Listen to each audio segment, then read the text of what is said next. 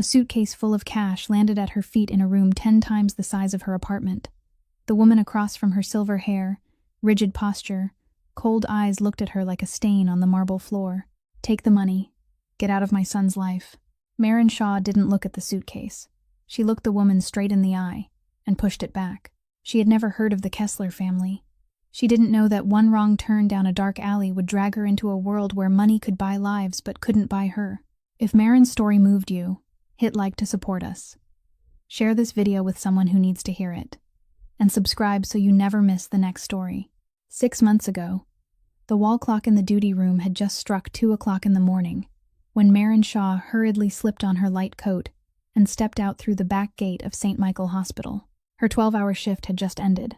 Her legs felt unbearably heavy, and the sharp scent of antiseptic still clung to the skin of her hands. The parking lot lay across a narrow alley that ran along the rear wall of the hospital, and Marin cut through it every night out of habit. The alley was empty, the streetlight casting only enough illumination for her to see a few steps ahead. She was walking quickly when she heard a muffled groan, not loud, but enough to make her stop. Marin turned her head toward the corner of the wall. A man was sitting slumped against the brick, his head tilted slightly to one side, his right hand gripping tightly at his left shoulder.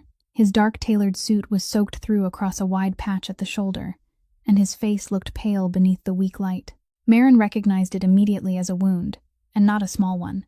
The instinct of someone who had spent 7 years as a nurse pulled her closer, before her mind had time to weigh the situation.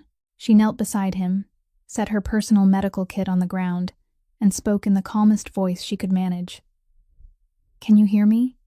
I am a nurse. I am going to call for emergency help for you." The man opened his eyes. They were sharp and alert, in a way that didn't match the condition of his body at that moment. He looked straight at her and spoke, his voice low, but each word clear. "No hospital. You don't need to know why." Marin frowned. In 7 years of practice, she had seen patients refuse hospitalization for all kinds of reasons, from not having insurance to being afraid of needles. But this man was not like any of them.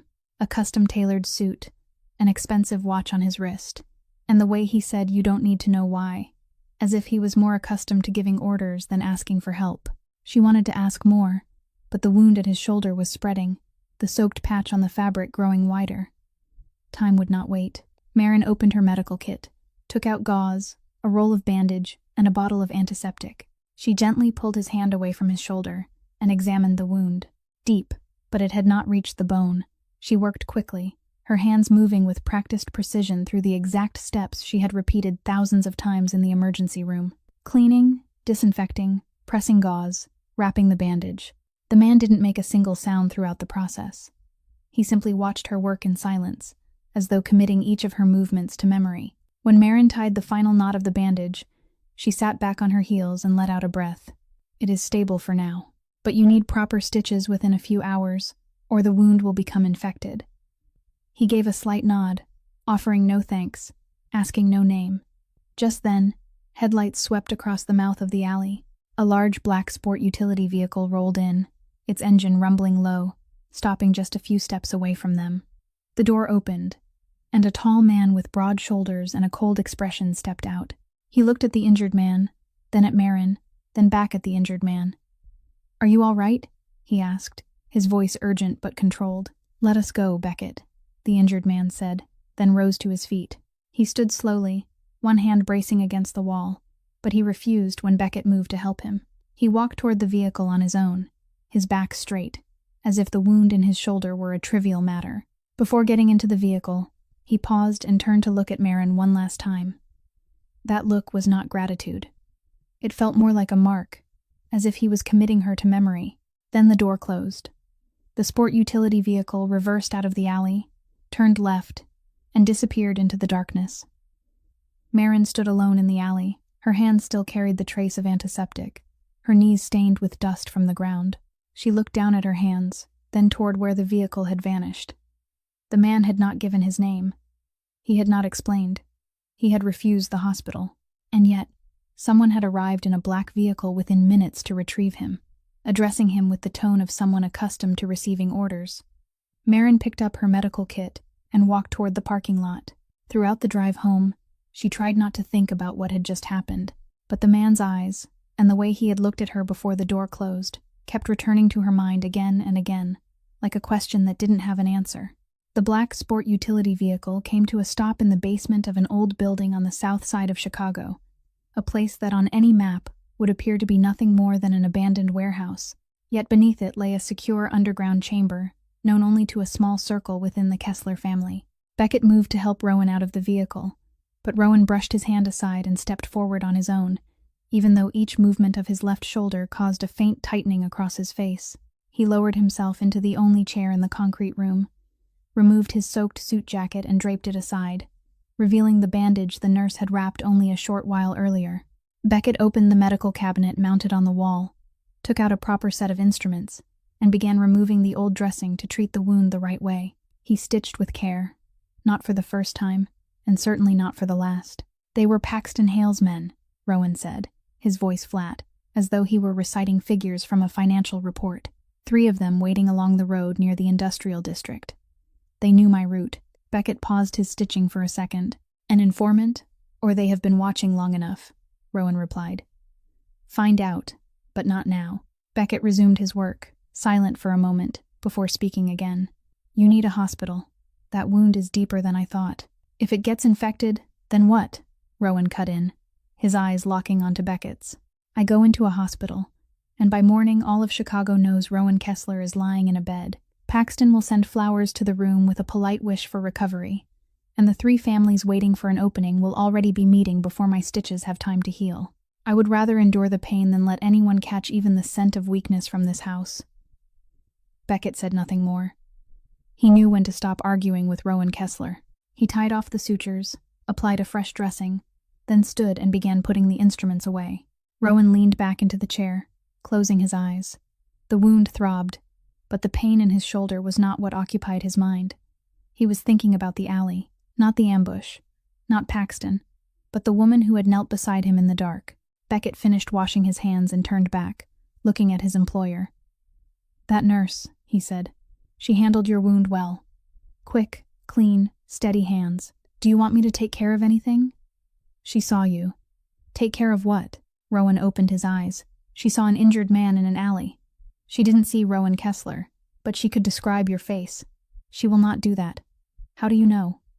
Rowan was silent for a moment. He looked up at the concrete ceiling, as if searching for a way to express something he was not used to saying aloud. "Because she didn't ask who I was," he said. "She didn't ask my name, what I do, or why I was injured. She just sat down and treated the wound.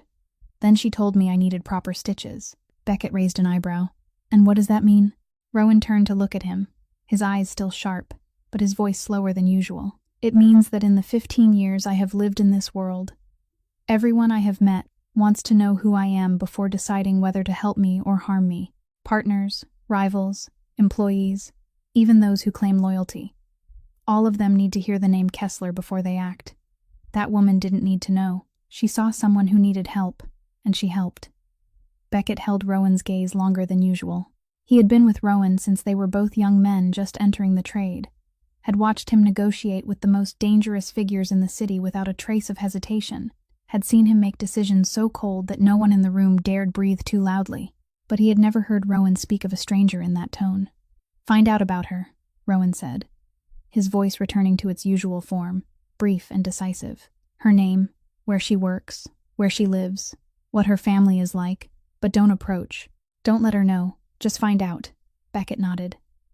"I will have the information for you before noon tomorrow." Rowan didn't respond.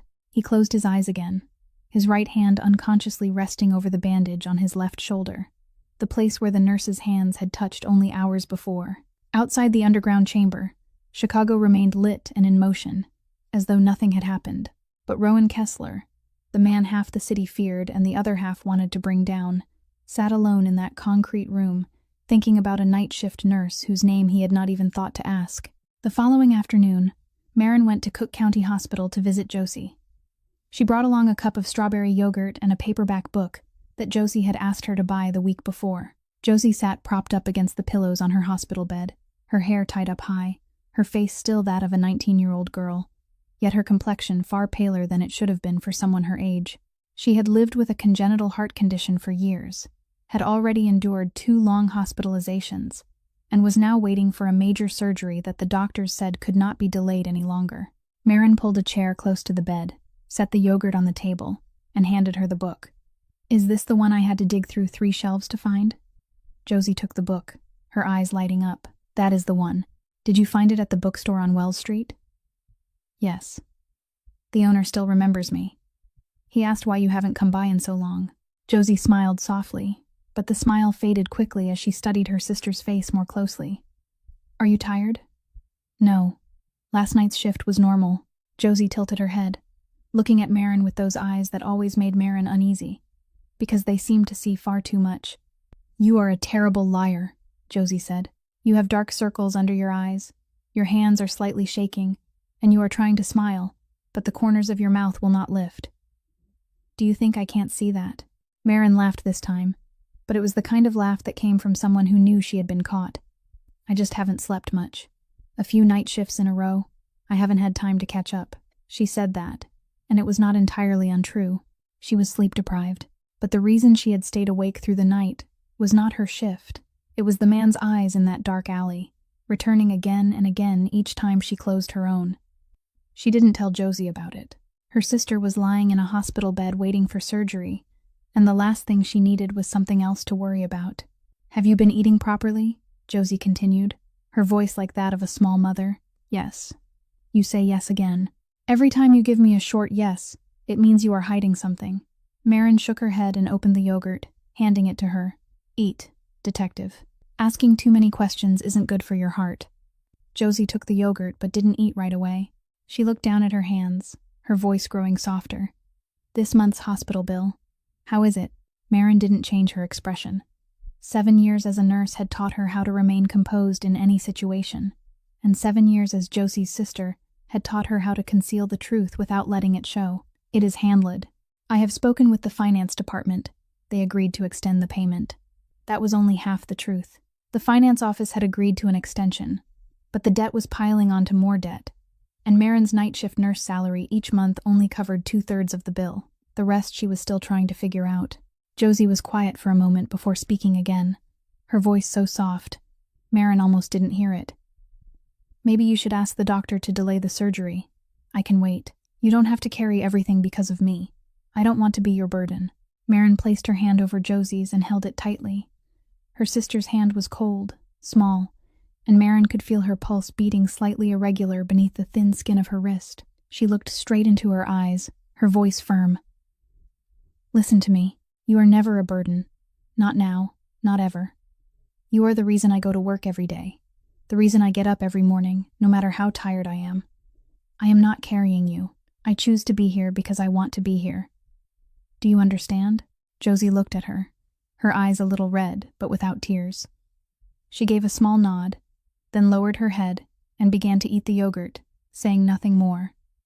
The two of them sat in silence for a while. Marin told a few small stories from the hospital to lighten the air. Josie smiled a couple of times, then began to yawn. The medication was taking effect. Marin pulled the blanket up around her and waited until Josie closed her eyes and drifted off before standing. She stepped out of the room, closed the door gently behind her, and paused in the hallway. Through the small glass window, she looked at her sister lying in the hospital bed, 19 years old, her hair spread across the pillow, her chest rising and falling in a steady rhythm. Marin drew in a long breath. She stood there for a few more seconds, then turned and walked down the corridor, her hands tucked into the pockets of her coat, her back straight, her steps even. Anyone who saw her at that moment would have thought she was fine, but inside that coat, her hands were clenched so tightly that her knuckles had turned white. 3 days after the night in the alley, Marin was reviewing patient charts at the duty desk when a man walked in. She recognized him immediately, the tall man who had driven the black sport utility vehicle that night.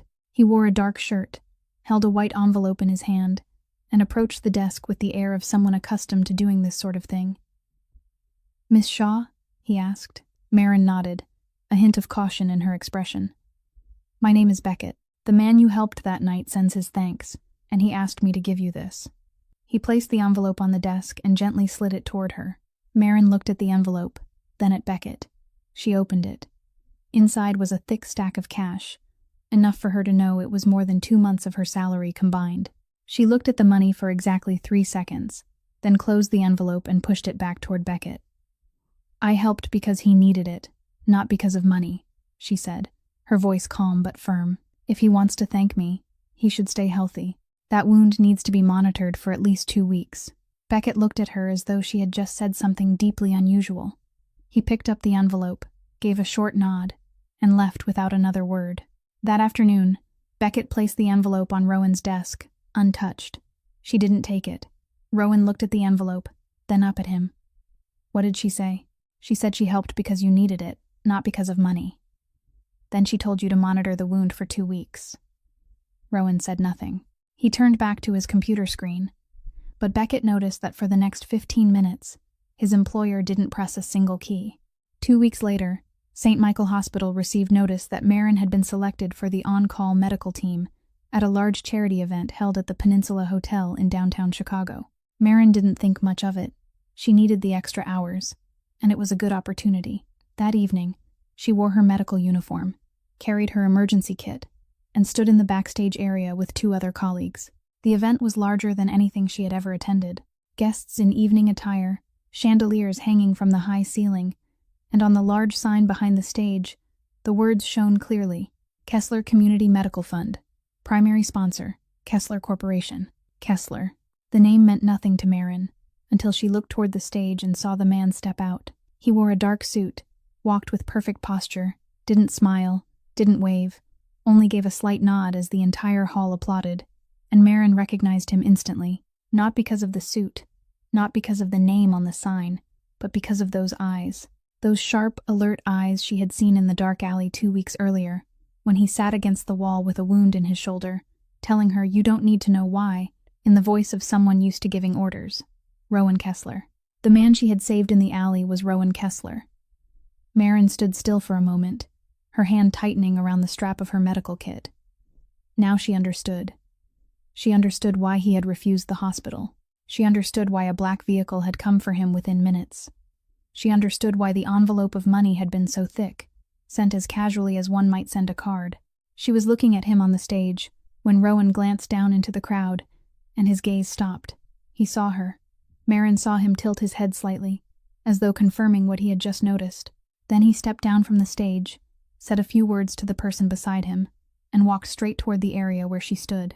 Beckett followed behind, and later he would say it was the first time in 8 years of working for Rowan that he had seen his employer move toward someone not because of business. "Miss Shaw." Rowan stopped in front of her, his voice low, meant only for the 2 of them. "How is your shoulder?" Marin asked, almost by reflex. Rowan seemed slightly surprised that the first thing she said was not "Who are you?" or "Why are you here?" but a question about his injury. "It is healing," he replied. "I monitored it for exactly 2 weeks, as you instructed." "Good," Marin nodded. Then she looked at him, her gaze steady, neither avoiding nor welcoming. "Now I know who you are, and I am not sure that is a good thing." Rowan studied her for a long moment. Around them, hundreds of people were laughing, talking, raising glasses. But he stood in the middle of that crowd, as though there were only the 2 of them in the room. "You knew me before you knew my name," he said. "You saw me in a state I never allow anyone to see. That is rare, and I don't forget rare things." Marin didn't answer immediately. She looked at him, then at Beckett, standing a few steps away, then back at him. "My sister Josie," she said slowly. "You know about her. Beckett told me you had someone look into me." Rowan didn't deny it. "Yes. Why?" "Because I wanted to know who the person was who saved me." "Now you know," Marin said. "I am a night shift nurse. My salary isn't enough to live on, and my sister is waiting for heart surgery. There is nothing special about that." "You refused my money," Rowan said. "In my world, that is very special." They looked at each other for a few seconds longer. Then Marin was the one who turned away first. "I need to return to my station," she said. "I hope the event is successful." She walked away, her back straight, without looking back. Rowan stood watching her, until Beckett spoke quietly. "You need to return to the main table." Rowan nodded and turned. But for the rest of the evening, Beckett noticed that his employer looked toward the backstage area more often than he looked at the stage. The event ended close to 11 o'clock that night. Marin packed up her medical kit, said goodbye to the two colleagues on duty with her, then stepped out through the back exit of the hotel. She had just taken out her phone to call for a ride, when she noticed the black sport utility vehicle already parked along the curb, Beckett, standing beside the door, giving her a slight nod. "Mr. Kessler would like to take you home." Marin looked at the vehicle, then at Beckett. She was about to refuse, but the rear door was already open, and Rowan sat inside, looking out. He said nothing, didn't invite, didn't insist. He simply looked at her, then shifted slightly to one side, leaving the seat beside him empty. Marin stood still for a few seconds before stepping into the vehicle. She sat close to the opposite door, keeping a clear distance. The car pulled away, Beckett driving, and no one spoke during the first few minutes. Rowan looked out the window. Marin looked toward the other side. Chicago at night moved past them outside, streetlights stretching into long streaks of light. "Which area do you live in?" Rowan asked, without turning his head. "Bridgeport, the south side." Rowan gave a slight nod and told Beckett the address. The car turned south. Silence lingered for a while longer. Then Marin spoke, her voice soft, almost as if she were speaking to herself. "I haven't had dinner yet. I have been on duty since 6 o'clock and only had a cup of coffee." Rowan turned to look at her. Then he faced forward again and spoke briefly. "Beckett, stop somewhere with food." Beckett didn't question it, only glanced once in the rearview mirror before turning onto a smaller street. The car stopped in front of a roadside diner, the kind that stayed open late. Fluorescent lights casting a stark white glow, plastic tables and chairs, a printed menu taped to the wall. Marin walked in naturally, as if she came here every week. Rowan followed behind her, and from the driver's seat outside, Beckett watched the sight of Rowan Kessler, a man whose meetings with financial elites were always held in restaurants, with waiting lists stretching for months, now standing in the middle of a modest diner in a tailored suit, looking at a paper menu on the wall with the eyes of someone who didn't know what to choose. Marin pulled out a chair and sat down, glancing at him still standing. "Sit down. I will order for you." Rowan took the seat across from her. Marin ordered 2 bowls of chicken noodle soup and 2 glasses of iced tea, without asking what he wanted. When the food arrived, Rowan looked at the bowl in front of him, then at Marin. "You didn't ask what I wanted. You stood there staring at the menu for 30 seconds and could not decide. I saved time for both of us." Rowan looked at her for a moment longer, then picked up his spoon. He ate slowly, not because he was particular, but because he was trying to remember the last time he had sat somewhere like this. Marin finished before him, lifted her glass of iced tea, and watched him. "The last time I sat somewhere like this," Rowan said, his eyes still on the bowl, "was when my father was still alive. He used to take me out for late-night meals at a small place near the harbor. He said it was the only place where he was not Kessler, just a father eating with his son." Marin didn't ask when his father had died, didn't ask how. She simply stood, walked to the counter, and ordered another glass of iced tea for him. She placed it in front of Rowan, then sat back down without a word. Rowan looked at the glass, then at her. He didn't say thank you, but he drank it all. They sat there a while longer. Marin asked, her voice even. "Do you often eat alone?" Rowan set the glass down. "I eat with many people. Lunch with partners, dinner with the family council, receptions with people who want something from me." He paused. "But sitting alone like this, in a place like this, with someone who wants nothing from me, it has been a long time." Marin looked at him without speaking, but her eyes softened just a little. It was not pity. Marin Shaw was not the kind of person who pitied anyone, but she understood what it meant to feel alone in a crowd, because she lived that way every day at the hospital, surrounded by hundreds of people, yet with no one who truly asked if she was tired, except Josie. Rowan paid for the meal with cash worth many times the bill, and didn't wait for change. They stepped back outside. Beckett drove them toward Bridgeport, stopping in front of the old apartment building where Marin lived. Marin opened the door, stepped out, then turned back to look at Rowan. "Thank you for the meal," she said. "And next time, if you want to eat somewhere like that, you don't need a black sport utility vehicle. The bus would suit it better." The corner of Rowan's mouth lifted slightly, not enough to be called a smile, but enough for Beckett to catch in the rearview mirror and remember. Marin turned and walked into the building. Rowan remained seated in the car, watching until the light in her third-floor apartment came on. Only then did he speak. "Go." Beckett pulled the car away without asking any questions, but he had driven for Rowan Kessler for 8 years, had taken him to the most important and most dangerous meetings, and he had never seen his employer sit and wait until someone turned on a light before choosing to leave. That night, for the first time in a very long time, Rowan Kessler looked like an ordinary man. Constance Kessler was not a woman easily deceived. She had lived within this family for 15 years, from the day Rowan's father was still alive and chose her as his second wife, to the day he passed and Rowan took control. Those 15 years had taught her one thing above all others, that in this world, information was power. She had her own people placed everywhere. Not many, not loud, but enough for her to know everything she needed to know. And when one of them reported that Rowan Kessler, a man who never looked at anyone for more than 3 seconds, had been spending time with a night shift nurse from St. Michael Hospital, Constance knew something was wrong. She had the girl investigated. The report came back. Marin Shaw, 27 years old, a nurse, living alone in Bridgeport, with a younger sister hospitalized for a heart condition. No background, no connections, no money. Constance finished reading the report, set it down on the table, and felt anger rise within her. Not because Rowan was showing interest in a woman, she had expected that to happen eventually, but because of who that woman was. A girl with no name, no family, nothing but a nurse's uniform, and a growing stack of hospital bills. In Constance's mind, there was only one reasonable explanation. The girl must have used some kind of scheme. Rowan Kessler was not the kind of man to fall for someone without cause. This girl must have done something to pull him toward her. Constance didn't know that Marin had once saved Rowan in a dark alley. She didn't know about the envelope of money that had been returned, about the late-night meal in a modest diner, about the way Rowan had watched the light come on in Marin's third-floor apartment. She saw only a poor girl stepping into her territory, and she decided to stop it before it was too late. At the monthly family dinner held at the Kessler estate, Constance arranged everything. She invited an additional guest, Felicity Grant, 29 years old, daughter of Harold Grant, head of a financial family that had long-standing business ties with the Kesslers.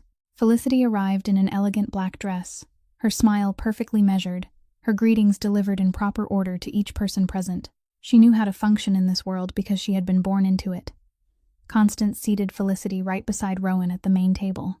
When Rowan entered the dining room, he saw Felicity, saw the seating arrangement, and saw Constance standing at the head of the table with the satisfied smile of someone waiting to watch a performance she herself had directed. Rowan understood immediately. He took his seat, didn't look at Felicity, didn't greet her. Felicity turned toward him, beginning the conversation with a confident and friendly tone. "Mr. Kessler, it is a pleasure to meet you.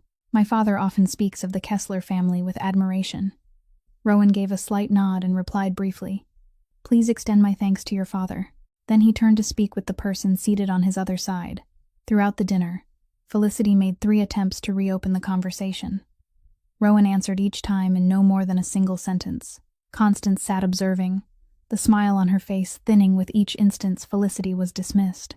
When the dinner ended, Constance rose and spoke in front of the entire table. "Rowan, Felicity is an excellent young woman. The Grant family and the Kessler family have always shared a close relationship. I believe the two of you should spend more time getting to know one another." The table fell silent. Felicity looked at Rowan with expectation. Rowan placed his napkin on the table and stood. He looked at Constance, his voice not loud, yet each word fell with the weight of stone. "You don't have the right to choose a wife for me." Then he walked out of the dining room. No explanation, no apology, no backward glance. The entire table remained still. Felicity kept her composure, but beneath the table, her hand tightened around the napkin she held. Constance stood at the head of the table, her face pale, though she didn't allow it to show before her guests. She waited until the guests had all left, until Felicity had been escorted to her car, until the estate had fallen quiet. Then she went straight to Rowan's study. He sat behind his desk, reading through a set of documents as though what had just occurred in the dining room didn't exist. Constance closed the door and stood before his desk. "I do everything for your benefit," she said, her voice controlled but trembling slightly. "Felicity Grant is a perfect choice. Background, beauty, connections. She deserves to stand beside you, not an unknown nurse." Rowan didn't look up immediately. He finished the last line on the page before lifting his gaze to her. "You entered this family because my father chose you," he said, his voice calm but weighted in every word. "My father is gone. You remain because I allow it, Not because you hold any authority here. Constance drew in a sharp breath. She wanted to speak, but Rowan was not finished. I don't hate you. In 15 years under this roof, I have never treated you poorly. But don't confuse my respect for you with a need for you. Those are two very different things. Constance stood still. For 15 years within the Kessler family, she had built her position as the lady of the house, convinced that she had influence, a voice, a place, and in the span of 30 seconds, Rowan had shown her how fragile all of that truly was. She turned and walked out, closing the door quietly, without slamming it, without making a sound. But as she moved down the hallway toward her private quarters, her steps were faster than usual, and her hands clenched tightly at the sides of her dress. Constance Kessler was not a woman who accepted defeat. She simply needed to change the way the game was played. After the night Rowan spoke to her so directly in his study, Constance could not sleep. She sat in her private room until nearly dawn, turning over every word he had said. You remain because I allow it. That sentence burned in her, not as sorrow, but as anger, because it was true. Constance knew she could not confront Rowan directly. He controlled the money, the people, the authority to decide who stayed and who left this family. If she opposed him openly, she would lose everything. But she didn't need to oppose him. She only needed to remove the girl. The next morning, she called Felicity Grant. Felicity answered after the second ring, her voice still polite and measured as it had been at the dinner. Yet beneath that composure, Constance could hear the quiet strain of someone who had been slighted in front of an entire table. Constance didn't waste time. Do you know why Rowan refused you last night? I have heard he is interested in someone, Felicity replied, her tone steady but tight. A nurse, Constance said. No background, no connections, nothing. She is attaching herself to my son, and I need your help to end this. Silence lingered for a few seconds. Then Felicity asked, What do you need from me? Constance needed precisely what she herself didn't possess: influence within the medical world. She was the lady of the Kessler family, powerful in finance and real estate, but public hospitals were not her domain. Felicity was different. The Grant family held shares in 3 of the largest medical insurance companies in the Great Lakes region and maintained close ties with the boards of many hospitals in Chicago. Felicity only needed to place the right call to the right person to make any employee's life difficult without leaving a trace. And she had reason to help. Rowan had dismissed her in front of the entire family. She was not someone who accepted being overlooked, especially not because of an unknown nurse. The two reached an understanding. Constance provided the information on Marin. Felicity acted. In the first week, Marin was reassigned shifts 3 times without warning, from her familiar night duty to morning, then to afternoon. Her schedule disrupted so completely that she could not even arrange time to visit Josie. In the second week, she was placed in charge of the most demanding ward in the hospital, her workload doubling, while other nurses at her level were given lighter assignments. Marin didn't complain.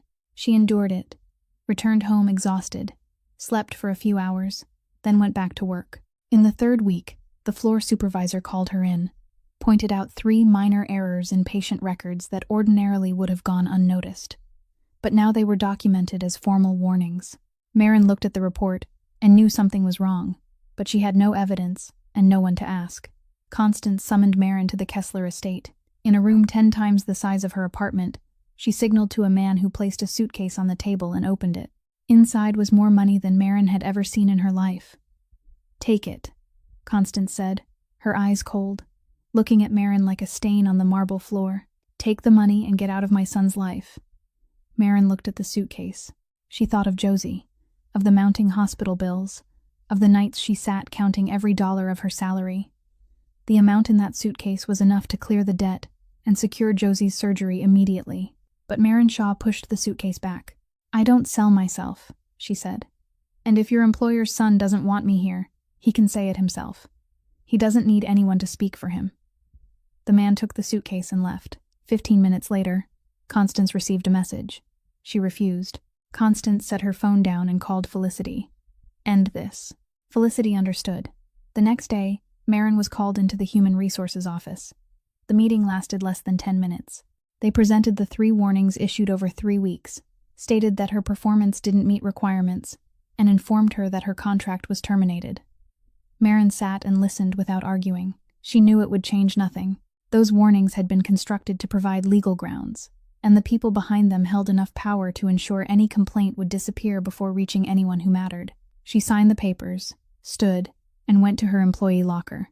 She opened it and took out her coat, her personal antiseptic kit, and the small photograph of Josie she had taped inside the locker door. She placed everything into her bag, closed the locker, and returned the key. Then she walked out of St. Michael Hospital, where she had worked for 7 years, where she knew every corridor, every monitor's soft beep, every patient's face at 3 o'clock in the morning. She walked out and didn't look back. On the first day after losing her job, Marin sat down at the small kitchen table in her Bridgeport apartment, opened her laptop, and began sending out job applications. She applied to Northwestern Hospital, Rush Hospital, Mercy Hospital, the University of Illinois Medical Center, and 4 other private clinics across the Chicago area. 7 years of experience as a nurse. No history of violations before the final 3 weeks at St. Michael. A clean record. She believed that at least one place would call her back. In the first week, no one did. In the second week, she received 4 rejection emails, all written the same way. We appreciate your application, but the position has already been filled. In the third week, she called the Human Resources office at Rush Hospital directly, where she knew for certain they were short on night shift nurses, because a former colleague had just sent her a message. The recruiter heard her name, went silent for a few seconds, then said the position was no longer open. Marin hung up, watched the screen of her phone fade to black, and for the first time understood that this was not bad luck. Someone was blocking her. She didn't know exactly what Felicity Grant had done, didn't know which calls had been made, what had been said, or to whom. She only knew that every hospital door in Chicago had closed to her at once, and that was not coincidence. But Marin didn't have time to be angry. Josie's hospital bill for the month was coming due. Her savings would cover only 2 more weeks of living, and Josie's surgery could not be postponed any longer. She needed money, needed it immediately, and if no one would hire her as a nurse, she would do whatever someone was willing to pay her to do. She found work at a diner on Halsted Street, the kind that opened from the afternoon until 2 in the morning, serving quick meals to night shift workers and late drinking customers. The owner hired her without many questions, paid her hourly plus tips, and had her start the very next evening. Marin tied on an apron, carried trays of food, wiped tables, poured water, cleared dirty dishes. The hands that once held syringes and checked blood pressure now carried heavy trays back and forth between the kitchen and the dining area. She didn't complain. She arrived on time, did the work, and left when her shift ended. One night, around midnight, a drunk customer at a corner table called her over. He wanted to change his order, even though the food had already been served. Marin explained that she would speak to the kitchen, but he didn't want to listen. He waved his hand, knocked the plate to the floor, sauce splattering onto Marin's shoes, then shouted at her in the slurred voice of someone who had drunk too much. The diner fell silent for a few seconds. Marin looked at the plate on the floor, at the stain on her shoes, then bent down to pick it up. She wiped the floor with the cloth draped over her shoulder, said nothing, didn't look at him, didn't react. The owner came to handle the customer, and Marin carried the tray of dirty dishes into the kitchen, set it down by the sink, then stood there alone for a few seconds. Her hands trembled slightly, not from fear, but from exhaustion. The kind of exhaustion that didn't come from lack of sleep or physical labor, but from swallowing everything and never being allowed to let it spill out. The shift ended close to 2 in the morning. Marin collected her tips from the owner, slipped them into her coat pocket, and walked home through the cold wind. The apartment was dark and quiet when she opened the door. She didn't turn on the living room light, went straight into the kitchen, sat down on the worn chair beside the table, and took out the tips to count. She laid each bill on the table, sorted them by type, counting slowly. The total she earned that night was an amount that 7 years ago, when she first became a nurse, she would have considered a week of breakfast money. Now it was her entire night's income. She took a small notebook from the drawer and opened to the page listing this month's hospital bill. The debt was written on one line, the money she had on the line below. The distance between those 2 lines felt wider than any alley she had ever walked through. A full night of tips was not even half of what she needed to pay for the month. Marin closed the notebook. She lifted her head and looked at the photograph of Josie taped to the refrigerator door. In the picture, Josie was smiling, her hair loose, looking far healthier than she did lying in a hospital bed. Marin looked at that photograph for a long time. Then she stood, washed her face, set her alarm for 6 in the morning for the next day's shift at the diner. She lay down on the bed, pulled the blanket over herself, and closed her eyes. She didn't cry. She didn't call anyone. She didn't call Rowan. She had Beckett's number, the one he had left the day he came to the hospital, but she never used it. Marin Shaw's pride was not something that could be broken by a suitcase of money or a termination letter. But that night, lying in the darkness of her Bridgeport apartment, her hands gripping the edge of the blanket, she felt that pride heavier than it had ever been. Beckett was not a man who spoke unless it was necessary, but that morning, when he stepped into Rowan's office and placed a file on the desk, his expression spoke before his mouth did. Rowan looked up, saw that expression, and knew immediately this was not business. Marin Shaw was dismissed from St. Michael 3 weeks ago, Beckett said. The official reason was unsatisfactory performance. 3 formal warnings issued over 3 consecutive weeks. Rowan said nothing, but the pen in his hand stopped mid-motion. After the dismissal, she applied to 7 hospitals and clinics across Chicago. All of them rejected her. All. Beckett opened the file. I traced it back. The 3 warnings at St. Michael were all issued by the floor supervisor.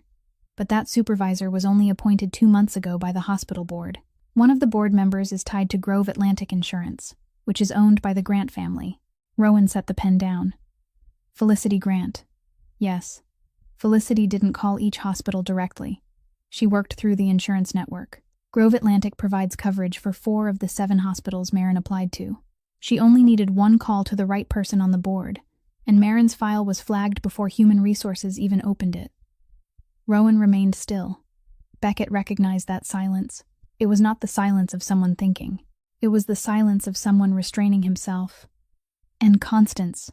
Rowan asked, his voice lower than usual. "Felicity Grant has no personal reason to target a night shift nurse she has never met," Beckett said.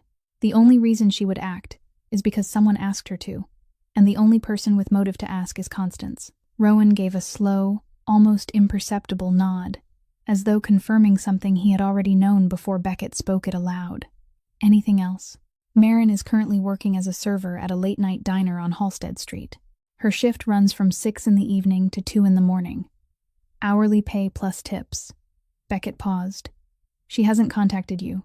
No calls, no messages. She has my number, but hasn't used it once." Rowan rose from his chair. He walked to the window, looked out over the city, and stood there for a long moment. Beckett knew better than to speak, but he also knew his employer needed one more piece placed into the picture. "What do you want me to do?" "Call Constance here." Now. 45 minutes later, Constance entered Rowan's office.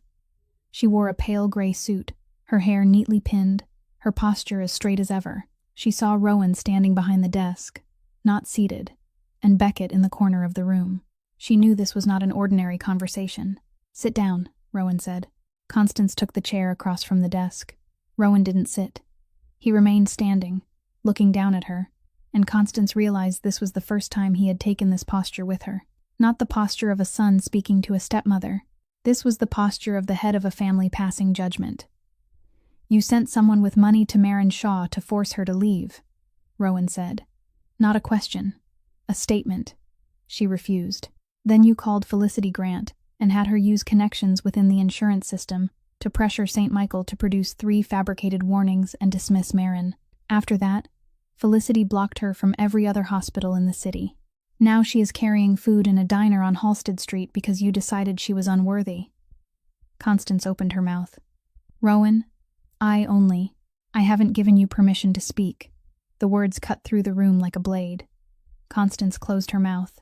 Beckett stood in silence in the corner, but he had never heard Rowan speak to Constance in that tone. For 15 years, Rowan had always been courteous to her, distant but proper. Now that courtesy was gone. "I told you once," Rowan continued, his voice not raised, yet weighted in every word. "You remain in this family because I allow it. I allow it because I respect you. But if you touch her one more time, whether directly or through Felicity Grant, or through anyone else, I will cut off every account you have. Every credit line, every allowance, every privilege you receive from the Kessler family will be frozen within 24 hours. Constance looked at him, and for the first time she saw something in Rowan's eyes she had never seen before. Not the familiar coldness, not indifference. Anger. Real anger. The kind Rowan Kessler reserved for enemies who threatened his family. And now he was using it for a nurse. And Felicity Grant, Rowan added. You will tell her that if I see her name tied to anything involving Marin Shaw again, the Grant family will lose every contract they have with Kessler Corporation. Every contract. You will repeat it exactly. Rowan turned his back and looked out the window, a signal that the conversation was over. Constance stood. She walked to the door, her back still straight, her head still held high, but her steps quicker than usual. When the door closed behind her, Beckett looked at Rowan. Will she stop? Rowan remained facing the window. She will stop out of fear, not yet out of understanding. He turned back to the desk, sat down, remained silent for a moment, then said, Find the address of that diner on Halsted Street. Constance returned to her private room, closed the door, and sat on the edge of her bed. She didn't cry. She was not the kind of woman who cried, but she sat there for a long time, staring into the empty space before her. She had spent 15 years in this family, building her place piece by piece, and now she understood that everything she had rested on a thread, Rowan could cut at any moment. She was afraid, but she didn't yet understand. And because she didn't understand, she only stopped. She had not yet changed. That evening, Rowan arrived at the diner on Halsted Street at 9 o'clock. He didn't bring Beckett. For the first time in a long while, he drove himself, a dark sedan instead of the usual black sport utility vehicle. He parked a short distance away, walked in, chose a table in the far corner, and sat down. The diner was moderately busy, soft music drifting from an old speaker behind the counter, a fluorescent light flickering faintly in one corner of the ceiling. Rowan ordered a black coffee and sat in silence. He saw Marin the moment she stepped out from the kitchen, a tray balanced in her hands, an apron tied at her waist, her hair pulled up high. She moved between tables quickly and efficiently, setting plates down, clearing dishes, refilling water, without a single complaint, without a moment to pause. Rowan sat there for nearly 3 hours, finishing 2 cups of coffee, watching her work. He watched the hands that had once treated his wound in a dark alley now carrying heavy trays back and forth. He watched her kneel to wipe the floor when a customer accidentally spilled a drink, then rise again, straighten her back, and move on to the next table. And he understood, more clearly than any report Beckett had ever placed before him, that what Constance and Felicity had done had brought her here. Close to midnight, the diner began to empty. Marin cleared the last table, untied her apron, said a few words to the owner, then stepped out through the back door. She slipped on her coat, took out her phone to check the time, then looked up and saw Rowan leaning against the dark sedan parked a few steps from the rear entrance. Marin stopped. She looked at him, then at the car, then back at him. How do you know I am here? She asked, her voice neither angry nor warm. Rowan looked at her. He didn't answer that question, not because he could not, but because the truth of it didn't matter as much as what he needed to say. I know what happened, he said. I know what Constance did. I know what Felicity Grant did. I know you were dismissed, and that no hospital in Chicago will hire you. Marin stood still, her hand tightening around the strap of her bag. She was not surprised that he knew. She was surprised that he came. I didn't come to give you money, Rowan continued. He knew that would be the first thing she would assume, and he wanted to take it away before she could say it. I didn't bring an envelope. I didn't bring a suitcase. I didn't bring anything. I came because I want to be here.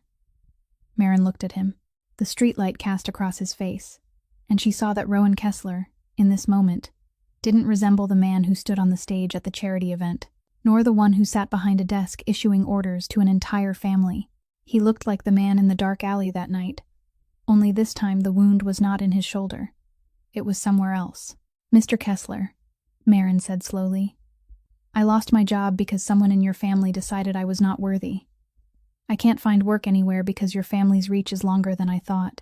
I am carrying trays in a late-night diner to gather money for my sister's hospital bills, and you stand here saying you want to be here.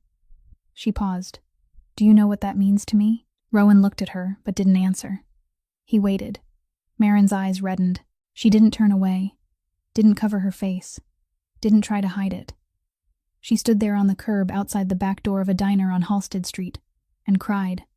Not loudly, just tears slipping down her face in silence, as though they had been waiting a long time to fall. Marin Shaw didn't cry because she was weak. She cried because for 7 years as a nurse she had cared for thousands of people, and no one had asked what she needed. When she lost her job, she didn't cry. When she counted tips at 2 a.m, she didn't cry. When food was thrown at her feet, she didn't cry. But when someone came and said, "I want to be here," without condition, not because of who she was or what she had, simply because he wanted to be there, she could not hold it back anymore. Rowan said nothing. He didn't reach for her, didn't touch her, didn't try to comfort her with words. He simply stood there in silence and let her cry, because he understood that sometimes what a person needed was not words or action, but someone who would stand there and not leave. Maren wiped her eyes with the back of her hand and drew in a long breath. Then she looked toward the bench along the curb in front of the diner, walked over, and sat down. Rowan followed and sat beside her, leaving just enough space between them. They sat there in silence. Halsted Street at midnight was quiet and cold. A few cars passing, headlights sweeping across the pavement before fading away. No one spoke for a long time. Then Rowan spoke, his voice low. "Do you want to stay?" Maren understood that he was not asking whether she wanted to stay at the diner, or in Chicago, or anywhere specific. He was asking whether she wanted to remain in his life, even though that life was filled with the very things that had already hurt her. Maren was silent. She looked down at her shoes, still marked faintly with sauce from nights before, then at Rowan's polished black leather shoes beside hers. Two worlds so different it almost felt absurd. And yet he was sitting here, on a curbside bench, outside a late-night diner, at midnight, without a bodyguard, without money, carrying nothing but a question. Maren nodded, slow, small, but clear. She said nothing more. Neither did he. They sat beside each other a while longer in silence before Rowan stood, drove her home, and waited until the light in her third-floor apartment came on before he finally drove away. Constance stepped back, but Felicity didn't. After receiving the warning relayed through Constance, Felicity understood that the older woman had retreated. But Felicity Grant was not Constance Kessler. She didn't live in the Kessler estate, didn't depend on Rowan's accounts, and didn't fear having her allowance cut off. The Grant family had its own empire, and Felicity had her own pride. That pride had been crushed in front of an entire dinner table when Rowan said, "You don't have the right to choose my wife," and walked away without looking at her even once. Felicity no longer needed Constance. She acted on her own. In Chicago's upper circles, rumors traveled faster than any news broadcast. Felicity knew this because she had grown up in that world, knew exactly who to speak to, so that a story could move from one dinner table to another boardroom within 48 hours. She began with coffee meetings, lunches, and carefully casual phone calls with the wives of business partners connected to the Kessler family. The content was always the same, only the phrasing adjusted for each listener. Rowan Kessler was involved with an unknown nurse. The girl had a sister in the hospital and was using Rowan to pay medical bills. And there was one more detail. Felicity invented herself. The nurse was not as innocent as she appeared. She was involved with another man in Bridgeport, using Rowan as a ticket out of poverty. The rumor spread for 2 weeks, from dining tables to boardrooms, from boardrooms to the Council of Elders of the Kessler family. The council consisted of 5 men, all cousins or longtime partners of Rowan's father. People who still had a voice in the family even though real power now rested in Rowan's hands. They requested a meeting. Rowan agreed. The meeting took place in the main conference room of the Kessler estate. The 5 elders sat around the long table, Rowan at the head, Beckett standing behind him. The first to speak was Gerald Kessler, Rowan's father's cousin and the oldest among them. "Rowan, we don't interfere in your personal life, but when personal matters affect the reputation of the family, we have a responsibility to speak. You are involved with a girl the financial world is talking about. They say she is using you. They say she isn't respectable. We don't know what is true, but the fact that people are talking is already a problem." 2 other elders nodded in agreement. One added that 3 major partners had privately asked him about Rowan's nurse in the past week. Another said the family could not allow an unclear relationship to destabilize business agreements currently under negotiation. Rowan listened from beginning to end without interrupting. When the last man finished, the room fell silent, all eyes turning to him. Rowan stood slowly. He looked at each face around the table, from Gerald to the youngest member of the council. "You sit at this table because my father built this family and invited you in," Rowan said, his voice not loud, but every word clear. "My father is gone, and I am the one who keeps this family standing. I hold the contracts. I hold the territory. I hold every dollar you are benefiting from. And now you sit here telling me who I should keep or remove from my life because people are talking." He paused, letting the words settle. "Anyone who wants to leave the family over this, I will sign the papers right now, in front of everyone." No one spoke. Gerald lowered his gaze to the table. The two who had nodded earlier now looked away. The room was silent. Rowan waited 10 seconds more, then walked out. Beckett followed and closed the door behind him. Rowan won in that room. But outside it, rumors didn't stop because he commanded them to. They had already spread far enough to reach Marin. She heard it from the owner of the diner where she worked. He didn't say it directly, only turned on the television to a local entertainment news program, where a short segment mentioned the heir of the Kessler family and a controversial relationship. It didn't name Marin, but the description was detailed enough for her to understand they were talking about her.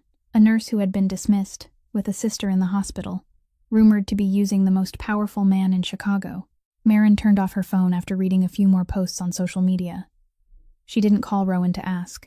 She didn't text Beckett. She didn't demand explanations, didn't confront, didn't rage. She simply withdrew. Rowan called her. She didn't answer. He sent messages. She read them but didn't reply. He sent Beckett to the diner on Halsted Street. The owner said she still showed up on time, but had asked to switch shifts to avoid the hours Rowan usually came. Beckett reported back. "She is avoiding you." Rowan sat in silence for a long time. He understood that Marin was not avoiding him because she believed the rumors. She was not the kind of person who would trust strangers over what she had seen with her own eyes in a dark alley, over what she had felt sitting beside him on a curb at midnight. She avoided him because she believed her presence was causing him trouble. She believed she was a burden, and that was what Marin Shaw feared most. More than losing her job, more than counting tips at 2 a.m, she feared becoming someone else's burden, just as she feared Josie seeing herself that way. Rowan looked out the window. He knew that if he let Marin walk away on her own, she would disappear from his life without a word. She would cut it cleanly, decisively, the same way she had walked out of St. Michael without looking back. And he would not allow that to happen. Rowan was not a man who waited. In his world, waiting meant yielding ground to an opponent. But with Marin, he had waited 3 days. 3 days in which she didn't answer his calls, didn't reply to his messages, didn't allow him anywhere near. 3 days in which he sat in his office, knowing exactly where she was and what she was doing, yet unable to reach her. On the 4th day, he decided he would not wait any longer. Rowan went to the diner on Halsted Street just as her shift was ending.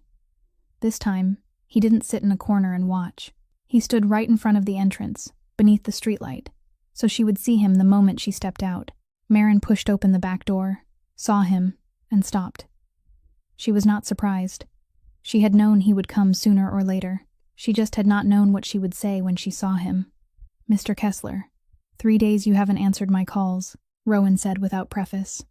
"I am not asking why. I only want to ask one thing, and I want the truth." Marin looked at him and waited.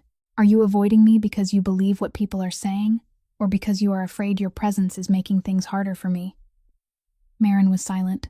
She looked down at her shoes, then up at the sky, then back at him. When she spoke, her voice was steady, but softer than usual. "I don't believe those rumors. I know who I am, and I know who you are. But I also know that since I stepped into your life, your family has held meetings because of me. Your stepmother has started a war because of me. Your partners are talking because of me. I don't belong in your world, and I am afraid that every day I stay is another day I cause trouble for you." Rowan listened without interrupting. When she finished, he didn't answer immediately. He looked at her for a long moment, and in his eyes there was something Beckett had never seen in all the years he had worked for him. Not softer, but deeper. Then Rowan spoke. "Get in the car. Where are you taking me? Come with me." Marin studied him for a few seconds more, then stepped into the car. Rowan drove himself. Beckett was not there. The car moved through downtown Chicago, turned into the financial district, and stopped in front of a high-rise of glass and steel. Rowan led her into a private elevator and pressed the top floor. When the doors opened, Marin stepped into his penthouse. She didn't look around, didn't take in the interior. Rowan didn't offer her a seat, didn't pour her a drink, didn't explain anything. He walked straight to the glass doors at the far end of the living room and opened them. Beyond was the terrace. Marin followed him outside. The night wind in Chicago was cold, brushing lightly through her hair, and in front of her, below, the entire city stretched out. Millions of lights running along streets, bridges, the river. Lake Michigan reflecting the glow along the horizon. Maren stood by the railing and looked down. She had never seen Chicago from this angle.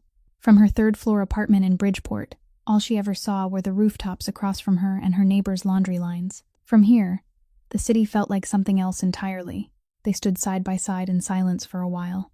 Then Maren asked softly, "You stand here and look down every night. What do you see?"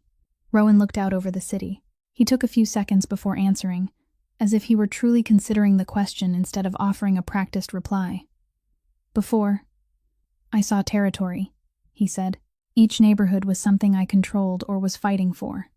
Every light was a deal, an investment, a relationship to maintain or to cut. I stood here and looked down like I was looking at a battlefield map." He paused. "Now I see a city that has you in it. There is a third-floor apartment in Bridgeport where I wait every night for the light to turn on before I leave. There is a hospital where Josie is lying. There is a diner on Halsted Street where you carry trays you should never have had to carry, and I see all of that as more important than any territory I hold." Maren looked at him. The wind moved quietly through the space between them. She didn't speak right away, letting his words settle, making sure she had heard them correctly. Then she said, her voice calm but warmer than it had been outside the diner, "You don't need to speak beautifully. You only need to speak truth." Rowan turned to her, and he smiled. Not a wide smile, not laughter, just the corner of his mouth lifting slightly, his eyes softening for a moment, his usually cold and rigid face briefly resembling that of an ordinary man. If Beckett had been there, he would have remembered that moment for the rest of his life, because in 8 years, he had never seen his boss smile for anyone. "I am telling the truth," Rowan said. "I have never been good at lying. You can ask Beckett." Maren looked out over the city once more. Millions of lights below, and she stood above all of it beside a man half of Chicago feared, and the other half wanted to bring down. She didn't belong here. She knew that. But standing there, with the night wind brushing past and hearing him say things she knew he didn't say to anyone else, she felt that perhaps belonging was not about a place. It was about the person standing beside you. They remained on the terrace for a long time, saying nothing more. There was no need.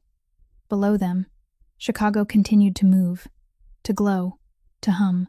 But up there, between the wind and the silence, two people from different worlds stood side by side, and the distance between them had never been smaller. It was the last quiet night before everything fell apart. 2 days after the night on the terrace, Maren went to Cook County Hospital to visit Josie as she did every week. Josie looked better than before, able to sit up, eating more, and the doctors said the surgery could be scheduled within a few weeks if her indicators remained stable. Maren sat beside her bed for half an hour, listening as she talked about the book she was reading, then kissed her forehead before leaving. She stepped out through the main entrance of the hospital at nearly 4 o'clock in the afternoon. The sunlight slanted softly, a light breeze moving through the air, a few cars passing slowly along the road in front of the entrance. Maren had just stepped down the last stair when she heard the screech of brakes. She turned her head. A black sedan was speeding along the stretch of road in front of the hospital, far too fast. The car swerved, veered to the right, then slammed into the divider and struck a streetlight pole. The impact rang out sharp and brief, glass shattering across the pavement, the vehicle coming to a tilted stop, its front end crushed. Maren ran toward it immediately, instinct moving before thought could catch up. She was the first to reach the car. The driver in the front seat was unconscious, head slumped to one side, the airbag deployed. She looked toward the back seat and froze. Constance Kessler. The woman sat in the rear, her head leaning against the window, eyes closed, a long wound across her forehead, her body completely still. Maren stood there, her hand still gripping the strap of her bag, her feet already having moved forward while the rest of her body locked in place. She looked at Constance's face, and in her mind everything came rushing back. Not individual events, not specific words, just fragments of images. The suitcase of money dropped at her feet in that large room. The dismissal notice at St. Michael Hospital, her shoes stained with sauce as she wiped the floor of the late-night diner. The small bills lined up on her kitchen table at 2 a.m, all of it traced back to the woman lying motionless before her.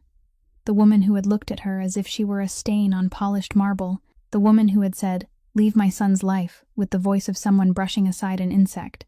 The woman who had destroyed 7 years of her career, without hesitation. Marin stood there, maybe for seconds, maybe longer. She didn't know, because time in moments like that didn't move normally. It stretched, heavy, as if each second was asking her a question she had to answer herself. She could turn and walk away, call for help and leave it to someone else. No one would blame her. No one would know she had ever stood here, and Constance Kessler, who had not hesitated a single moment to ruin her life, would lie there waiting for a stranger to save her. Then Marin looked at the wound on Constance's forehead. The blood was spreading, her skin pale, her lips slightly parted, her breathing shallow and weak, and the instinct built from 7 years as a nurse, an instinct no suitcase of money could buy and no termination notice could erase, pulled Marin forward. She opened the rear car door carefully, avoiding unnecessary movement in case of spinal injury. She opened her bag, took out the small gauze packet she still carried out of habit, and began treating the wound on Constance's forehead, cleaning, pressing, holding firm. Constance let out a faint groan, her eyes fluttering open. "Don't move," Marin said, her voice calm and steady, the same voice she used with patients at 3 a.m. in the emergency room. "You were in a car accident. I am giving you first aid. An ambulance is on the way." Constance looked up, her gaze unfocused, struggling to concentrate. And when she finally saw the face of the woman pressing gauze to her forehead, she stilled. She recognized Marin. Marin looked back at her, and in that moment there was something in the eyes of both women that no words could fully hold. Not forgiveness, not hatred, only the stark truth that one had once destroyed the other, and the other was now saving her life, and both of them knew it. "Look at me," Marin said, her voice still even. "You must not close your eyes. You look at me and listen to me. Your name is Constance Kessler. You are outside Cook County Hospital, and you are going to be all right." Constance looked at her, her lips moving but no words coming out. Marin kept talking, continuously, without pause, keeping her conscious. She spoke of anything that came to mind: the weather that day, the street in front of the hospital, the sound of cars passing. She didn't speak because she wanted conversation. She spoke because she knew that if Constance closed her eyes now, she might not open them again. The sound of an ambulance siren rose in the distance, then grew closer. 2 paramedics rushed over, and Marin reported the condition in a professional tone: the forehead wound, possible head trauma, weak pulse, semi-conscious but responsive, spinal injury, not yet determined. They lifted Constance onto a stretcher and moved her into the ambulance. Just before the doors closed, Constance turned her head and looked at Marin one last time. Marin stood on the curb, her hands still marked with antiseptic, watching the ambulance drive away. She remained there until the siren faded, then sat down on the steps in front of the hospital entrance. Her hands trembled slightly, not from fear, but because she had just saved the life of the woman who had ruined hers, and she didn't know how she felt about that. She didn't forgive Constance. She was not sure she ever could. But she had seen the wound on her forehead, and she could not turn away, not because she was kind, but because she was a nurse. And 7 years of holding gauze, holding needles, holding the hands of patients at 3 a.m. had become something woven into her that she could not remove, even if she wanted to. Constance woke on the 2nd day after the accident. She opened her eyes in a private room at Cook County Hospital, the ceiling white above her, the steady rhythm of the monitor sounding beside her, and Rowan sitting in the chair next to the bed. She looked at him, parted her lips as if to speak, but Rowan only gave a small nod and told her she needed to rest. She listened, closing her eyes again. By the 2nd day, she was fully awake. The doctor came in to examine her and said she had a mild head injury. The wound on her forehead had been stitched, and there was no serious internal damage. She was lucky, very lucky. Constance asked who had given her first aid at the scene. The doctor said a young woman, likely a nurse, had treated the wound and kept her conscious until the ambulance arrived. She had reported the condition with precision, which allowed the emergency team to act more quickly. Constance didn't ask anything more. She didn't need to ask for a name. She remembered the face of the person holding the gauze to her forehead, remembered those eyes looking down at her, remembered the voice telling her not to close her eyes. Marin Shaw, the girl she had thrown a suitcase of money at, the girl she had driven out of the hospital, the girl she had called unworthy. That person had saved her life. Constance lay still for the next 3 days. She didn't call anyone, didn't ask for anything beyond water and medication. Rowan came to see her each day, sat for a while, then left. Beckett stood outside the door. No one spoke Marin's name, but it was present in the room as clearly as the sound of the monitor. On the fourth day, Constance told Rowan to call Marin. Rowan looked at her longer than usual, then nodded and called Beckett. Marin arrived at the hospital near late afternoon. She stepped into the room and stopped at the door. Constance lay in bed, propped against pillows, gray hair falling over her shoulders, the stitches on her forehead neatly bandaged. She looked smaller than the last time Marin had seen her at the Kessler estate, smaller even than when she had been sitting in the car after the crash. Hospital beds have a way of making people look smaller. Marin knew that after 7 years in the profession. "Come in, Miss Shaw," Constance said, her voice weaker than usual but still carrying that familiar directness. Marin stepped inside, standing beside the bed without sitting. The two women looked at each other. The last time they had been this close, one had thrown money and the other had pushed it back. Now one lay in a hospital bed and the other stood beside her, and the roles had completely reversed. Constance was silent for a moment, as if arranging each word in her mind. She wasn't someone accustomed to apologizing. 15 years in the Kessler family had taught her to command, to arrange, to decide. She didn't apologize, but now she owed her life to the person she had once considered less than a stain on the floor. "I was wrong about you," Constance said. No introduction, no preamble. "I thought you were someone who took advantage. I thought you used tricks to attach yourself to my son. I did everything I could to push you away." She paused, drawing a slow breath. "I'm not good at apologizing. I've never been good at it. But I owe you this life. And I know you didn't save me because you've forgiven me. You saved me because you're the kind of person who can't walk away when someone needs help. That made me understand why Rowan saw something in you that I didn't." Marin stood still, listening to every word. She didn't say it's all right. She didn't say I forgive you, because neither would be true. She only gave a small nod, then said, "You need to rest. The wound on your forehead will take at least 2 more weeks to fully heal. Don't move your head too much." Constance looked at her, and for the first time in their relationship, she didn't see a stain on polished stone. She saw a nurse speaking to a patient in a calm, professional voice, without resentment. Marin turned and walked out. After she left, Constance stared up at the ceiling for a long time in silence. Then she spoke, without looking at Rowan standing in the corner of the room. "I don't understand. I did everything as badly as I could to her. I destroyed her career. I threw money in her face. I called her unworthy. And still, she knelt beside me in the street and kept me alive until the ambulance came." She turned to look at Rowan. "Why?" Rowan looked at her, his eyes not as cold as usual, not warm, not entirely, but holding something Constance had never seen in him before. "That's why I chose her," he said. Then he walked out of the room, leaving Constance alone with that answer. Constance Kessler didn't become a good person after that day. She remained cold, remained proud, still carried that straight back and sharp gaze when looking at others. She didn't embrace Marin, didn't invite her to dinner, didn't call her daughter-in-law, but she stopped. She didn't call Felicity anymore. She didn't try to make trouble anymore. She didn't speak of Marin with contempt anymore. For someone like Constance Kessler, stopping was the greatest change she was capable of making, at least for now. When Constance stepped back, Felicity Grant realized she was standing alone. Constance didn't call anymore, didn't send messages, didn't answer the phone. The woman who had been her ally, her support, the one who had opened the door for her into the Kessler family, now fell silent as if Felicity had never existed. Felicity sat in the Grant family penthouse in the Gold Coast, staring at her phone screen with no new messages from Constance, and understood that the woman had truly withdrawn. She didn't know exactly what had happened at the hospital between Constance and Marin, only that Constance had been in an accident, and the nurse had saved her. But Felicity didn't care about that detail. She cared about one thing and one thing only. Rowan Kessler had rejected her in front of the entire family, and the girl who made him do it was still there, still standing beside him, still not gone. That was unacceptable. Felicity Grant had grown up in Chicago's upper circles, taught that everything has a price, and every battle has a way to be won. She had lost Constance, but she still had something else: information. During those weeks as Constance's ally, she had learned a great deal about the Kessler family.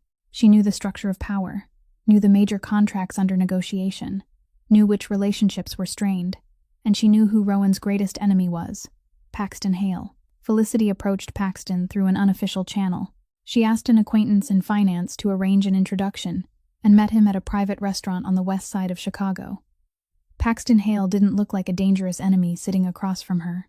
He was about 36, dressed in a gray suit, speaking calmly, smiling at the right moments.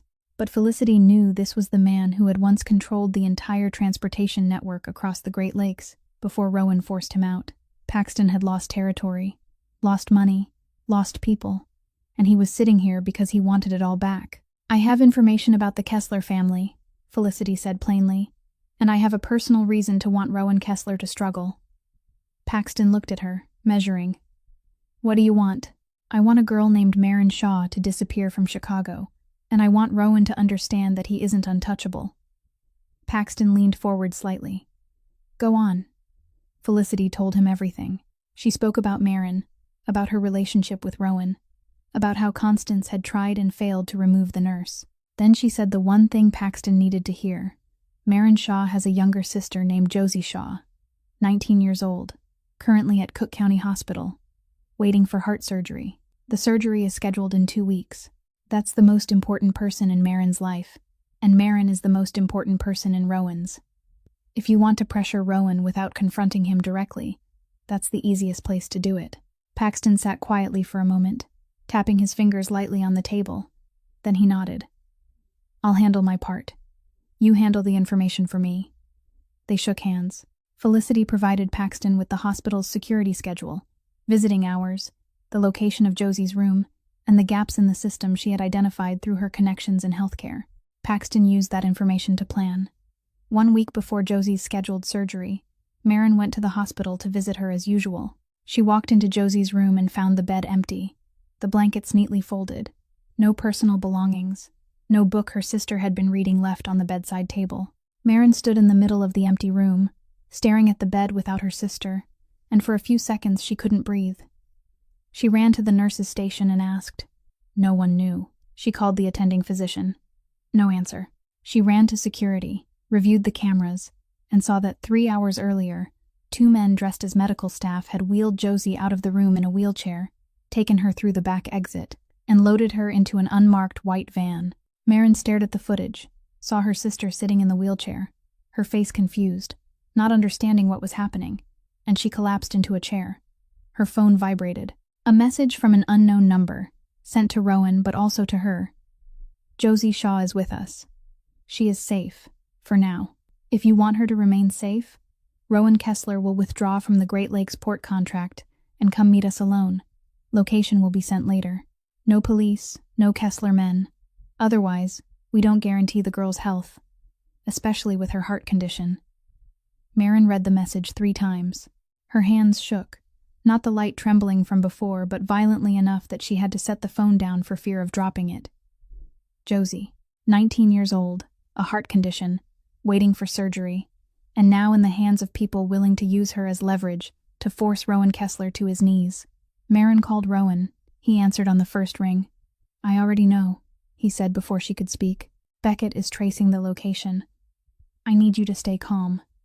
"Josie," Marin said, and her voice broke on that single word. Just one word, her sister's name, but it carried everything. Fear, desperation, and a plea Marin Shaw had never spoken to anyone in her life. "I will bring Josie back," Rowan said, his voice not loud but solid as steel. "I promise." Marin arrived at Rowan's office within 20 minutes after the call, her eyes still red but no longer crying, and she spoke plainly. "I'm going with you." Rowan looked at her and shook his head. "No, Josie is my sister, and if you walk into that place, they'll have 2 hostages instead of 1. I won't let that happen." Marin wanted to argue. She opened her mouth, but when she looked into Rowan's eyes, she saw something she had never seen in him before. Not the cold detachment he carried into meetings with the council, not the calm control he used with Constance, but fear. Rowan Kessler was afraid, not of Paxton, but of the possibility that if she went in there, he wouldn't be able to protect her. And that fear convinced Marin more than anything he could have said. She sat down, hands clenched tightly on her thighs. "Bring Josie back to me." "I already promised," Rowan said, then turned to Beckett. Beckett had been working nonstop since the message came in. The Kessler network stretched across Chicago, from the shipping ports to the industrial zones, from traffic cameras to people embedded deep within government offices. Within 3 hours, Beckett traced the unmarked white truck through 4 intersections, followed its path to an old warehouse in the southern industrial district near Calumet. Paxton chose that location because it lay outside Kessler's traditional territory. But Paxton forgot that Rowan Kessler doesn't have a traditional territory. He has territory everywhere. "Confirm Josie is inside," Rowan asked. "Confirmed." 3 guards, Josie in the back room, Paxton in the front. Josie's condition: not harmed, sitting on a chair, guarded but not restrained. Rowan nodded. He stood over the desk, studying the rough sketch Beckett had drawn of the warehouse, and within 10 minutes he built the plan. Simple. Rowan never liked complicated plans. He gave Beckett clear instructions. Beckett would take 4 men through the back entrance, neutralize the 3 guards, and get Josie out. At the same time, Rowan would enter through the front and meet Paxton, keeping him occupied. No force at first. Beckett looked at Rowan. "You're going in alone. Paxton wants me alone. I'll give him exactly what he wants, and if he doesn't cooperate, he will, because I'll show him the cost of not cooperating." 45 minutes later, Rowan pulled up in front of the warehouse in Calumet. He stepped out alone, empty-handed. The front door opened. One of Paxton's men led him inside. Paxton Hale stood in the middle of the room, hands in his pockets, watching Rowan approach with the smile of a man who thought he was winning. "Rowan Kessler. Right on time." "I'm always on time," Rowan replied, his voice flat. "The shipping contract," Paxton said. "You sign it over to me, the girl goes home. Simple." Rowan looked at him, then glanced around the room, counting. 2 men behind Paxton. The back room door closed, just as Beckett reported. "I have another offer," Rowan said, stepping forward once. "Before you make any offers, you should remember that I'm holding what you want," Paxton replied confidently. "Yes, you're holding the sister of the person I care about most, and that's the biggest mistake you've ever made." Rowan spoke slowly, each word deliberate. "I've collected everything on your operations over the past 3 years. Illegal transport networks, money laundering through 5 shell companies, 2 black warehouses out west. It's all on a drive, ready to go to the FBI with 1 call." Paxton went still. His smile faded. "You're bluffing. Have I ever lied to anyone, Paxton? Ask anyone who's done business with me." Rowan stepped closer. "Here's my offer. You release her. You leave Chicago, and I let you walk away. You keep your freedom. You keep what's left. Or you don't. And within 48 hours I destroy everything you've built. Not with my people. With the FBI." Paxton stared at him, trying to read whether he was bluffing or telling the truth. But Rowan Kessler isn't a man who bluffs. He's a man who does exactly what he says, and that's more frightening than any threat. While Paxton stood there, weighing his options, behind the warehouse Beckett and 4 men had already entered through the back. They handled the 3 guards quickly and cleanly, without noise.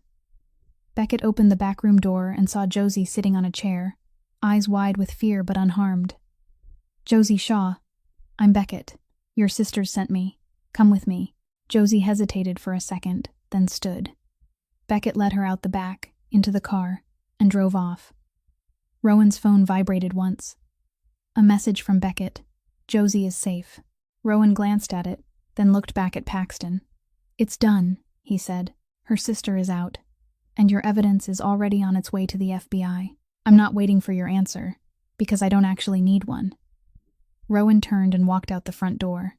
Paxton stood there, realizing he had lost, not just at the negotiation table, but on every front at once. 3 days later, the FBI opened a federal investigation into Paxton Hale's network. Assets were frozen. His people were summoned. 5 shell companies shut down. Paxton left Chicago before an arrest warrant could be issued. Along with the evidence against Paxton, Rowan also sent every message and record of communication between Felicity Grant and Paxton Hale. Felicity, who had provided internal information about the Kessler family, who had revealed Josie's location, who had aligned herself with an enemy to harm a 19-year-old girl waiting for heart surgery. Rowan didn't send Felicity's evidence to the FBI. He did something worse. He sent it to Chicago's high society. Everyone knew. The Grant family knew. Business partners knew. Friends knew. Within 1 week, Felicity Grant lost everything she had built through connections and reputation. Her family publicly disowned her to protect the Grant name. No one in that world answered her calls anymore. Felicity left Chicago that weekend, quietly, with no one there to see her off. Beckett took Josie straight back to Cook County Hospital. Marin was waiting in the emergency lobby, and when she saw her sister step out of the car, alive, still able to walk, still looking at her with those familiar eyes, she ran forward and wrapped her arms around Josie without being able to say a word. Josie hugged her back, her hands gripping tightly at the back of Marin's shirt, trembling slightly. "I'm okay," Josie whispered. "I'm okay, sis." Marin held her for a long moment, her face pressed into her sister's shoulder, before finally letting go. She checked her from head to toe, her hand touching her forehead, feeling her pulse, looking into her eyes to check her pupils. The habits of a nurse she couldn't let go of, even while she was crying. Josie let her do it, didn't complain. She knew that was how Marin said "I love you" without having to speak. The doctor examined Josie again, confirming she hadn't suffered any additional harm during the time she was held. Her cardiac indicators were still stable, and the surgery could proceed as scheduled. The doctor set the operation for the following morning. That night, Marin sat beside Josie's bed until she fell asleep. She held her hand, listening to the steady rhythm of her breathing, and felt as if something most precious had just been returned to her after nearly being lost. When Josie drifted off, Marin stepped into the hallway. Rowan was there, leaning against the wall, his hands in his pockets. He hadn't gone into the room because he understood that moment belonged to the two sisters. It didn't need a third person. But he was here, just outside the door, from the moment Josie was brought back. Marin looked at him.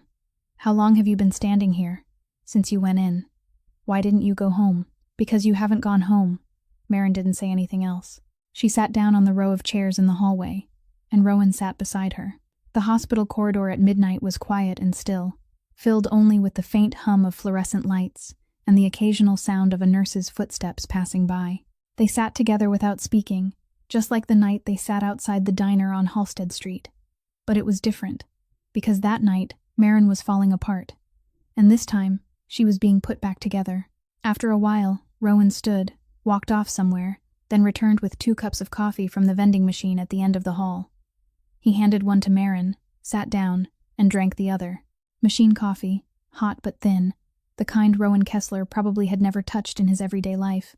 But he drank it without a frown, without a comment. Marin held the cup, the warmth settling into her palms.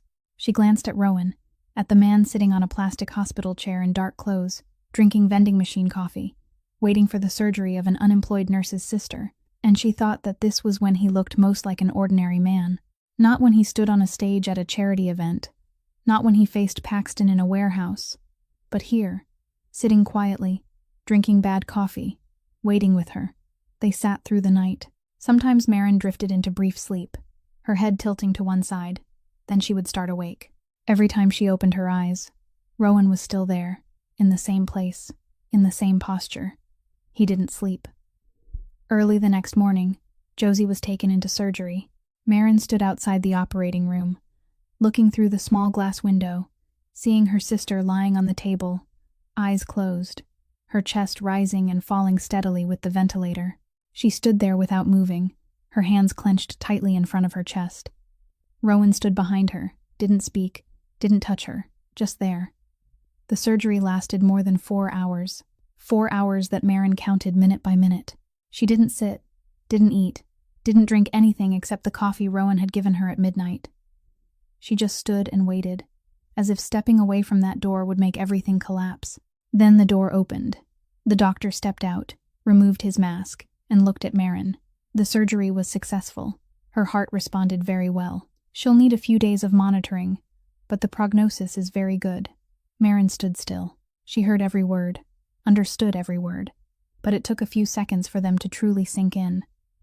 Then she turned to Rowan. She didn't speak. She simply reached out and took his hand. The first time Marin Shaw had ever touched Rowan Kessler on her own, not for first aid, not out of professional instinct. Just her, holding his hand because she wanted to. Rowan looked down at her hand in his, then back at her face. He didn't say anything. He just held on. That afternoon, Josie woke in the recovery room. Marin sat beside her, holding her hand, smiling without effort. Josie opened her eyes, looked at her sister, her voice weak but still strong enough to speak. "Did you cry?" "No. Your eyes are red. That's from not sleeping." Josie smiled faintly, weak but real. Just then, the door opened. Constance Kessler walked in, her back still straight, her silver hair neatly tied, But in her hands she carried a bag of food. Not takeout, home-cooked food, placed in glass containers, wrapped in cloth. She set the bag on the table beside Josie's bed, then looked at Marin. She didn't say sorry again. She didn't say thank you again. She simply set the food down and said briefly, "Chicken porridge. Good for someone after surgery. I made it this morning." Then she nodded to Josie, nodded to Marin, and walked out.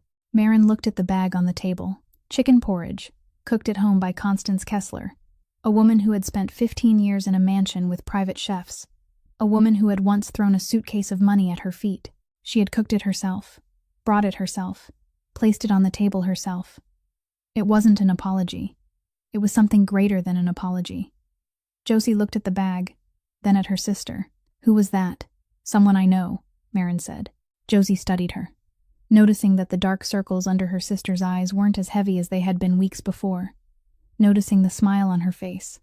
A real smile, not forced, and she said softly, but clearly, "You're not pretending anymore, are you? This time you're really not tired." Marin looked at her, remembering the last time she sat beside this bed, when Josie had said, "You're not good at lying." Back then she had been hiding everything, hiding the exhaustion, hiding the worry about hospital bills, hiding the night in the dark alley. Now, for the first time, she didn't have to hide anything. "Yeah," Marin said, holding her sister's hand. "This time I'm not pretending." 3 months later, Marin Shaw put on her white coat again. Not at St. Michael Hospital, not at any hospital that had once closed its doors to her, but at the new hospital owned by the Kessler Group, a place Rowan didn't open because he needed another investment, but because he knew this city needed another place where people like Marin could do the work they were meant to do. On her first morning back, Marin arrived early. The corridors were still quiet, early sunlight filtering through glass windows, the faint scent of fresh paint lingering in the air. She stepped into the nurse's station, set down her bag, and saw a cup of coffee still warm on her desk. Steam rose gently in the morning light. Beside it lay a small folded note, the handwriting brief and direct. "Don't forget to eat lunch," signed with a single letter. Marin picked up the note. She looked at the handwriting, the kind of writing from someone who isn't good with sweet words, who doesn't write long messages, but who is always there at exactly the moment she needs him. She remembered the glass of water she once ordered for him at that small diner, when he sat among plastic tables and chairs in a tailored suit, looking for the first time like an ordinary man. She remembered the cup of coffee he handed her at midnight outside the operating room, vending machine coffee, hot but thin, that he drank without even a frown. And now this cup, sitting on her desk, on the first morning she returned to being a nurse. Marin smiled, folded the note, and slipped it into the pocket of her coat, right above her heart. Josie had been discharged, recovering well, now at home finishing the book she had bought from the bookstore on Wells Street. Constance Kessler was no longer an enemy. She was still cold, still proud, still never good at apologizing, but she had cooked chicken porridge with her own hands and brought it to the hospital, and sometimes small actions like that say more than any apology in the world. And Rowan, he was still Rowan Kessler, the man half of Chicago fears and the other half doesn't dare to name. He still isn't good with sweet words, still rarely smiles, still makes decisions with a cold voice and a sharp gaze, but he is always there, outside an operating room at midnight, in a small diner at 12 o'clock, on the sidewalk behind a late-night restaurant on Halsted Street, and now, in the warmth of a cup of coffee, waiting on her desk every morning. Marin Shaw slipped the note into her pocket, lifted the coffee, took a sip, and began her first day back at work. If Marin's story has touched you, please tap like to support us, share this video with someone who needs to hear it, and subscribe so you don't miss the next stories. We'd truly like to know how this story made you feel. Please leave a comment and share what's in your heart. We read every line and appreciate every word. We wish everyone watching this video good health, a joyful life, and peace in every day. Goodbye, and we'll see you in the next video.